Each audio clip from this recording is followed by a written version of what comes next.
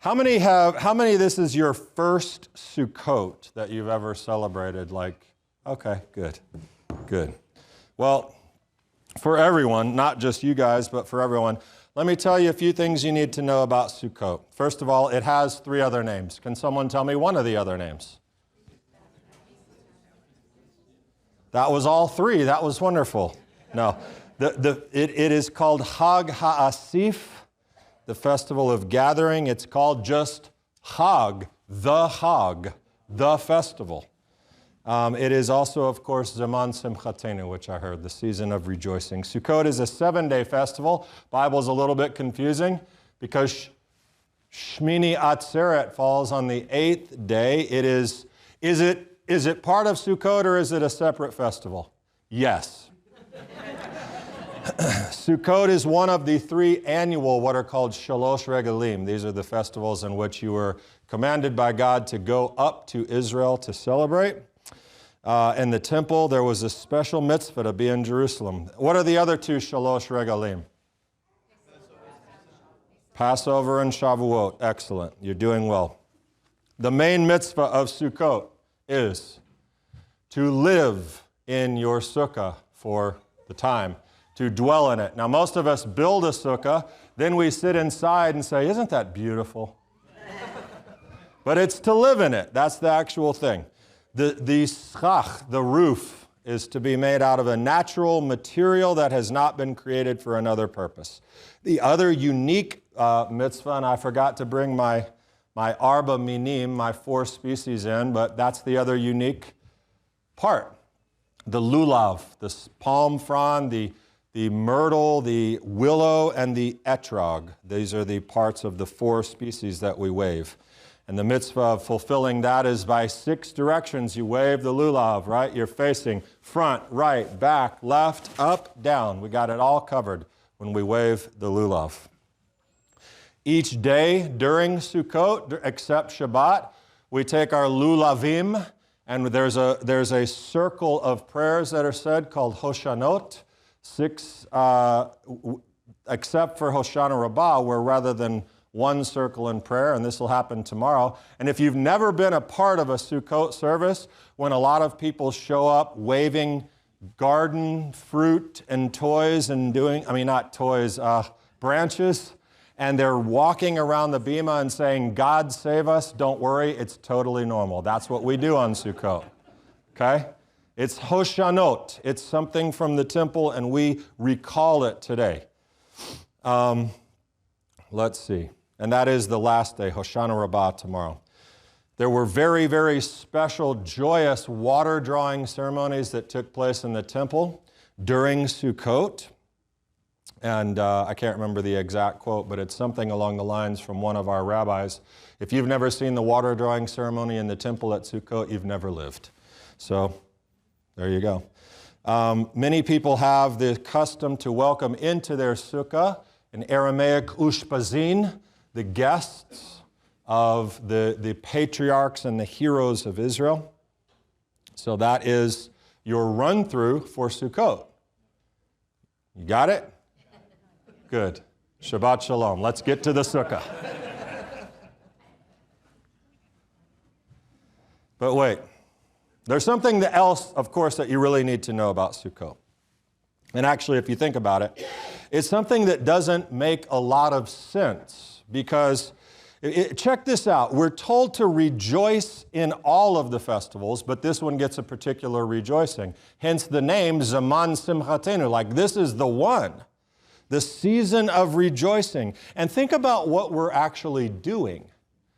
We're building a makeshift shack, a temporary dwelling, usually small, not climate controlled, with a roof that doesn't keep the rain out, and we're told to go live in it and shake plants.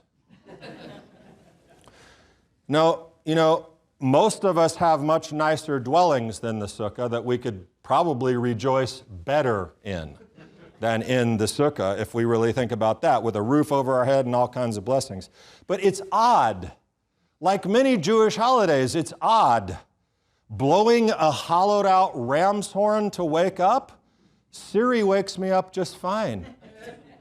How about eating a flat, tasteless cracker to celebrate redemption from slavery? That's also odd. And this is a little bit odd if you really think it through.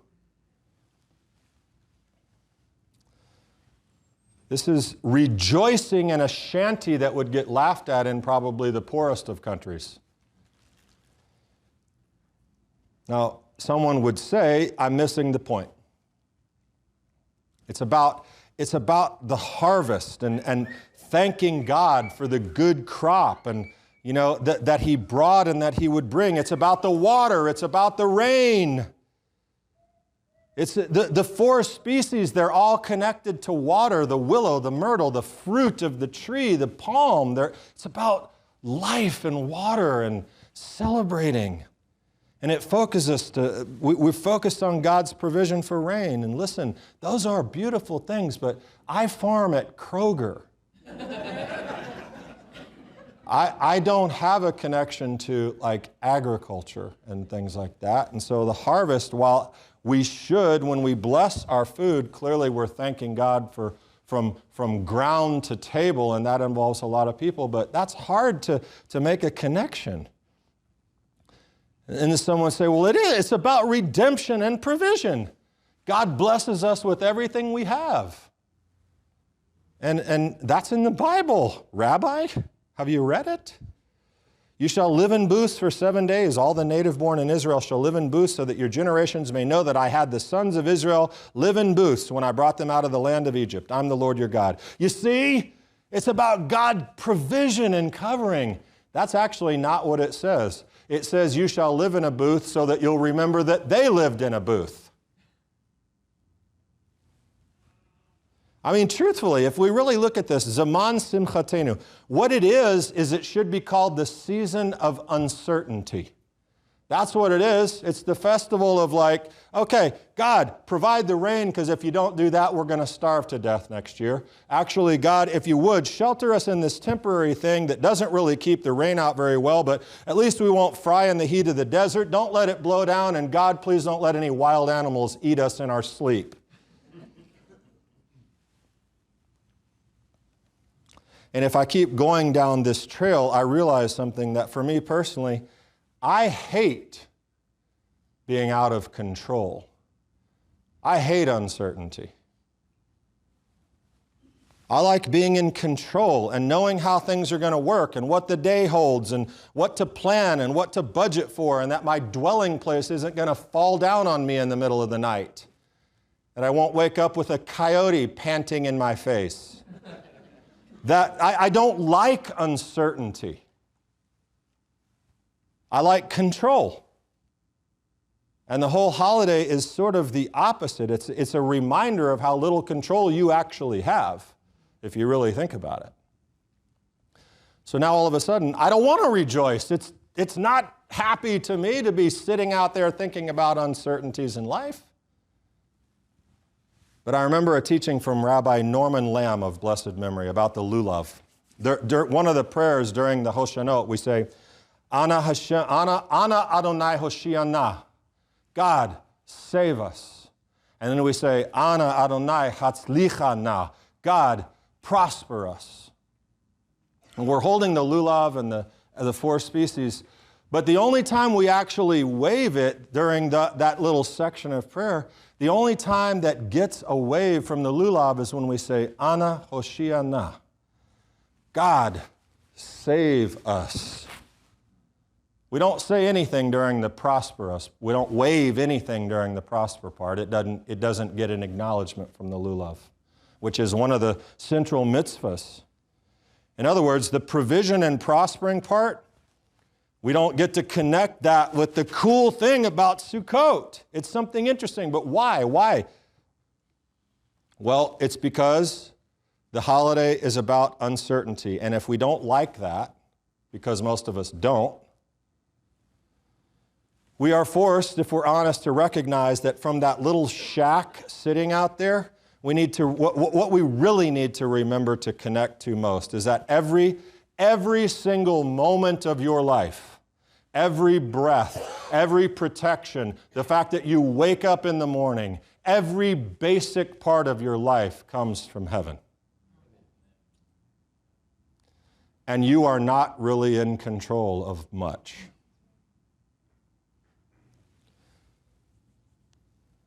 That everything is dependent on the hand of God and He's faithful to do it. It's not that we don't pray for success and prosperity.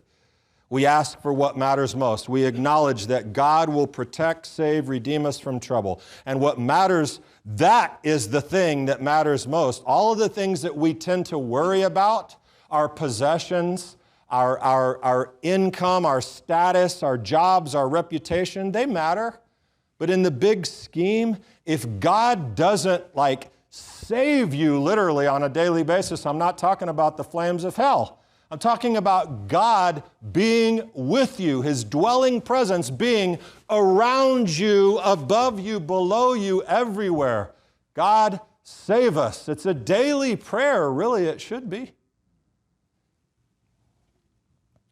And the whole thing, all of this, is about our vulnerability and our uncertainty. The lulav is often compared to the human body, or the arba minim. The etrog is the heart. The palm is the spine. The willow leaf long is like your mouth. The myrtle is like your little eyeball. It's you, and you're putting it all before God, saying, Ana Hoshiana, Ana Adonai Hoshiana. I'm helpless, really. No one likes to think of themselves that way. But you are. We lift ourselves up in 4 directions. And I gave you all of those things about Sukkot and the temple and all this stuff, but this is what you really need to know about Sukkot.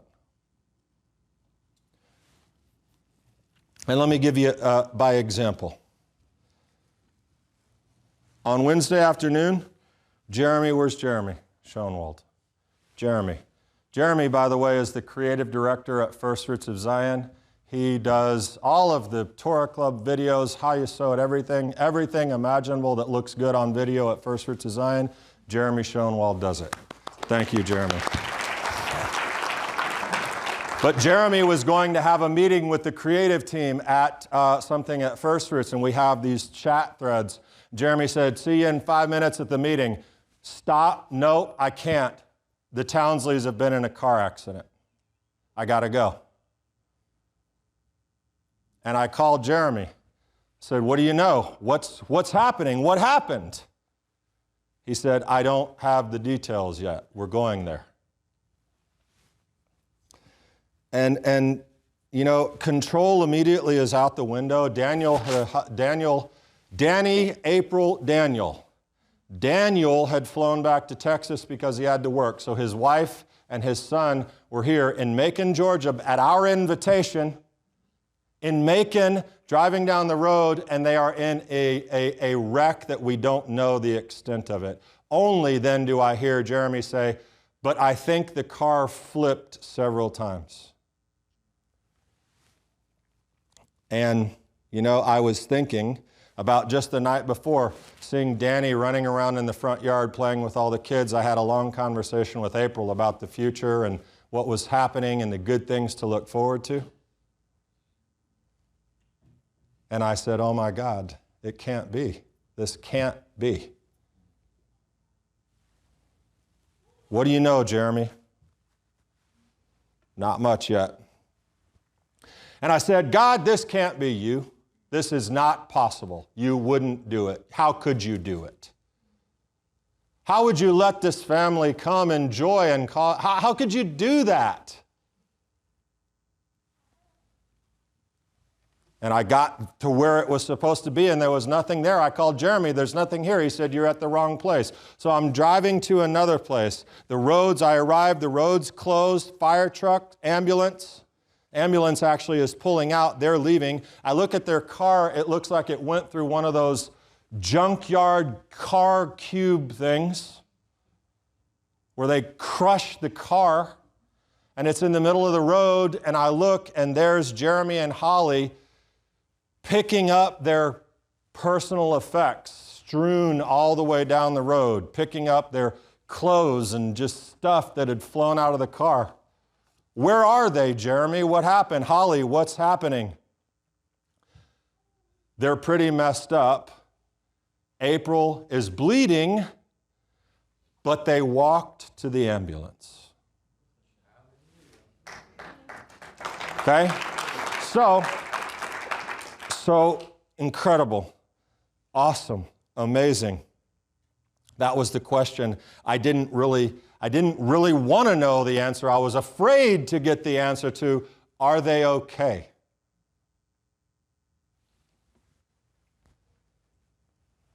God was with them. God was with them. And the skeptic can say, it had nothing to do with God. It was good engineering. Thank Toyota, not God. And I do thank Toyota. I thank the engineers at Toyota who God filled with wisdom and knowledge to design a car that could save lives. That's why I thank Toyota. But you see, when miracles are treated as they should be, and that is exceptions to the natural order of things, you can really recognize an authentic one when you see it. And this was miraculous. It was miraculous. And then I started picking up some of their things.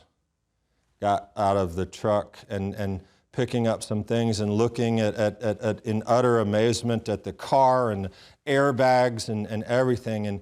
But I had this profound moment, a Sukkot moment. I looked in the road right by the door, and what I remember most about what was on the ground were prepackaged little packages of mixed nuts.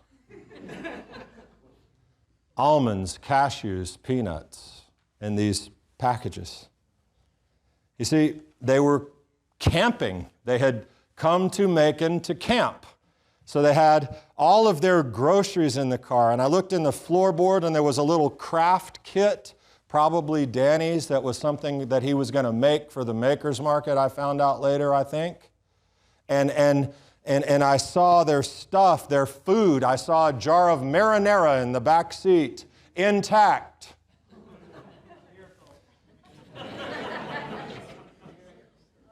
Many of this family's personal effects.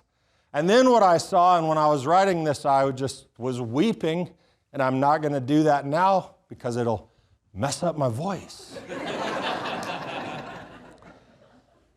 But what I saw after that was this family in Texas preparing to come here, going to the grocery store and getting all their stuff, you know, packing their bags, packing the car.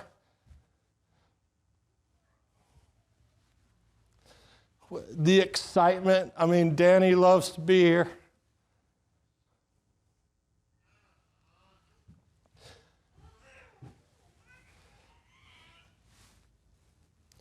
And this happened. I was still asking, why, God? It's not right. Why? Thank you for saving their lives. Thank you. But, I mean, it's a mess. Why? And I thought of Rabbi Lamb's teaching. God saved them. God saved them. He saved their material stuff. Who cares about their mixed nuts and marinara? All their stuff was everywhere and broken and thrown about, but they weren't. Everything was still in the car, but they weren't. Because God hears the prayer when you say, Hoshia, save us, God. And that's what really matters. Is every single day of your life when God is with you and His presence is with you. And so He gives you this 7-day festival to sit in a shack of uncertainty and stop worrying about everything else except for the fact that God said, I'll show up and meet you here. It's incredible.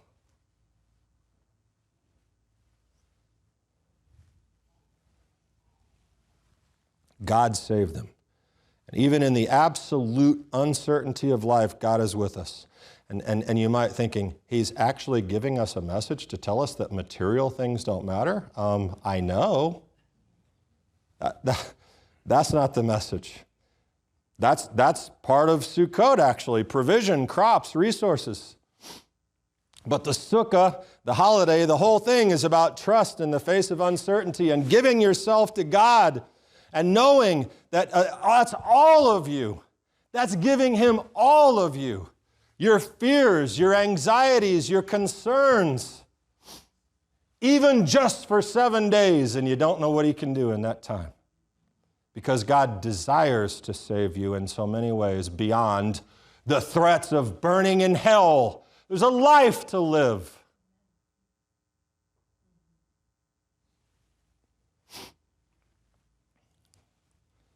And so, we have both. We have material provision, but we have God's sustaining presence. And both are part of Sukkot, and they're both part of life. And like Stephen said, when we go down the mountain, I cherish these times on the mountain, but I know I can go because, God, you're going with me. It's like Moses. I'm going to be honest, bad rabbi. I hadn't even read the Torah portion this week before this morning when I read it because I have to. It's my job.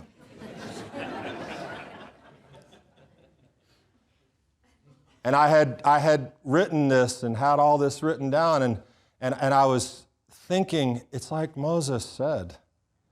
After the golden calf, he said, God, what's the point? If you're not going with us, what's the point? If your presence doesn't go, how will people know that we're a chosen nation? How will people know? And that's today's Torah portion. And so I knew I was allowed to give this message. God put a check mark on it. But listen, from all the debris and trash and material possessions in the Townsley's forerunner that was ruined forever, they were not, and we acknowledge this. Time and time again, He's doing the miraculous for us. He's keeping us alive. He's sustaining us. He's bringing us from season to season. What's the book we read at Sukkot? We read Kohelet, Solomon, wisest, richest. Well, I always wonder how he could be called the wisest with that many wives. I really do. I mean, that's not very smart. But he's the wisest, and he wrote the book that we study on Sukkot. And what does Ecclesiastes really say? It's Solomon coming to the conclusion that all the material crap in the world doesn't matter. Live life, and thank God that you have it, that you have breath, that you have opportunity, that you can make today better than yesterday, but not as good as tomorrow. Live life. Don't worry about all that. And that's what God says. I'll tell you another funny random thing. You drove from a long way to get here, so I'm just going to talk for a while. I have a super nice truck. I've had it for a long time. It was super nice. And I also have a super nice friend named Roger, who is a mechanic for Toyota and for the post office and all this stuff. And my engine was like, they were telling me it was going to blow up. And so I said, Roger, listen, they're telling me to sell it. What would you do? He said, if it were my truck, I'd fix it. I said, Roger, would you treat this like your truck? So Roger took the whole engine apart, and it's still probably apart, and he's fixing it. And it was the easy problem that he said it was from the beginning before someone and two other mechanics said, you got to take that engine apart. Roger already knew the problem. So if you need your car, I'm just kidding. I'm not going to do that to you. But Roger gave me his truck to drive during this thing. This is so random and has very little to do with anything. But my truck is very nice. Roger's truck is a work truck. Like, there's not one piece of leather in it. There's no, like, chrome finishes, and there's no Bose stereo or anything. It's a work truck. It's a man's truck. rubber floorboards, vinyl interior. Cody told me the other day, he said, you know how you know a man's truck? When you can clean it with a garden hose and a blower.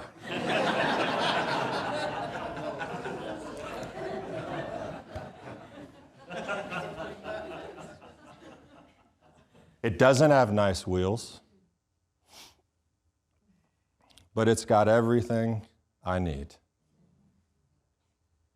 And it's been an unbelievable blessing to sit in that truck and think about all the things that we really don't need in life. I am not a poor mouther. I'm not telling you to take a vow. I was about to say charity. No, charity. Not chastity. No, poverty. Poverty. Neither of those. I don't even know what that is. You should take a vow of charity. No, don't take any vows. Yeshua said don't do that. All right, it's going way down. But the point is, looking around, Sukkot has this other miraculous lesson. That is to let you know how much you think you need and how little you actually need. That's right. Again, you can pray, Ana Adonai Hatzlicha Na. Bless us, God. Bless us with prosperity and wealth and good health and all kinds of things. There's nothing wrong with it. But sometimes, and especially for 7 days sitting in a little wooden shack that can let the coyotes in, it's good to know how little you really need. You need Him to be by your side and in your front and your back and your right and your left and your up and your down. And you know something? We prayed Shachrit here the first day of Sukkot. Second day we didn't have a lot of people. We went out in the sukkah, me and some of the guys here. And gosh, it was just better. It was just better in the presence and in the simplicity of it, with the interstate noise and the roof that lets the rain in and every other thing. But you know what? The roof that lets the rain in is also the very same roof that when you look up at the stars and the moon at night during Sukkot, you marvel at the presence of God and what He's done and what He is doing and what He will do. Because He's with you and He loves you. And I lean once again on, there are some people that I can't wait to give hugs to in the world to come. My pawpaw. Making his way up the list just under my pawpaw, though, is Jonathan Sachs. I can't wait to just, I so much wanted to know him, and he left. God took him. But he wrote this. Joy. I don't know why I want to cry, I just do. Joy, the overwhelming theme of the festival, is what we feel when we know that it's a privilege simply to be alive. Inhaling the intoxicating beauty of this moment amidst the profusion of nature, the teeming diversity of life, and the sense of communion with those many others in whom we share a hope and a history. Rejoicing in all that every day brings. My dad was supposed to die in 2004 from stage 4 lymphoma. I get to look at him, and every June 8th I get to celebrate life and think about what God did. It was miraculous, it was medicine, and it was God. Not in that order. And now I get to look at April and Danny Townsley. I get to look at what God did, and I understand that that doesn't always go that way. You understand a microsecond, a nanosecond could have changed that outcome. But God was with them. And so, April Townsley got the Sukkot message. Daniel sent me a message and said, man, we have really learned to value what this season means. that God sustains us, the Shechechianu, that God sustains us and brings us to a new season. He said, we have a whole new appreciation for this. In April, I was in the hospital with her and Danny, and she said, my birthday is Friday. I'm so thankful that I get to have one.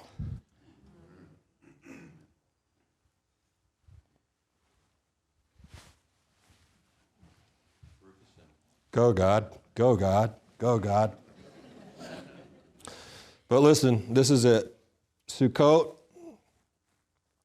It's the time, really, that we ask the most profound question of what makes a life worth living. This is, again, Rabbi Sachs of blessed memory, having prayed on Rosh Hashanah and Yom Kippur to be written in the book of life, Sukkot and Kohelet, Ecclesiastes, force us to remember how brief life actually is and how vulnerable we really are.